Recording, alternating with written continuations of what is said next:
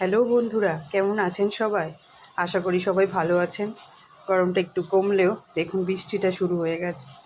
এখানে তো প্রচণ্ড বৃষ্টি হচ্ছে, মানে বৃষ্টি মানে দেখছেন আকাশ কী অবস্থা।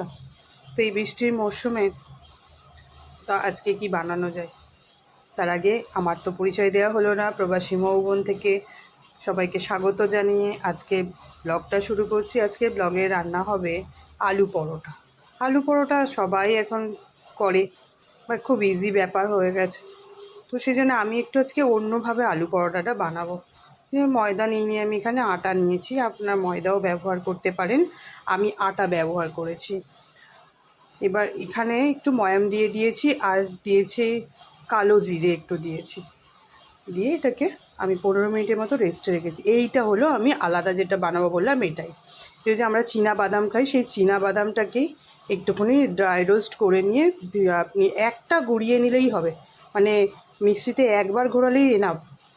তারপরে ওদিকে আলুটা সেদ্ধ করতে নিয়েছিলাম, তার মধ্যে দিচ্ছি চিলি ফ্লেক্স, চাট মশলা, আপনার ব্ল্যাক সল্ট মানে বিট নুন আর কি, গোলমরিচ, আর দিয়েছিলাম একটু ওই কাশ্মীরি লঙ্কার গুঁড়ো আর লাল লঙ্কার গুঁড়ো, আর দিয়েছিলাম ধনে পাতা আর সামান্য তেল।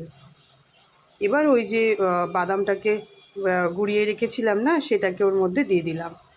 এটা না যখন আপনি একটা বাইট দেবেন তখন দুর্দান্ত লাগে, ভালোই লাগে।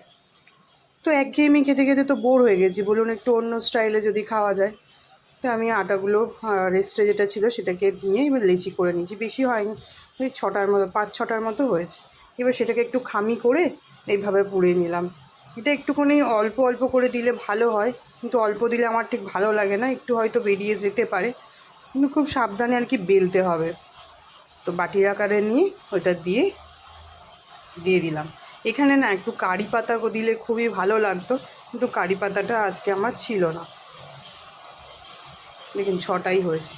খুব হালকা হাতে প্রেস করলে কিন্তু বেরোবে না।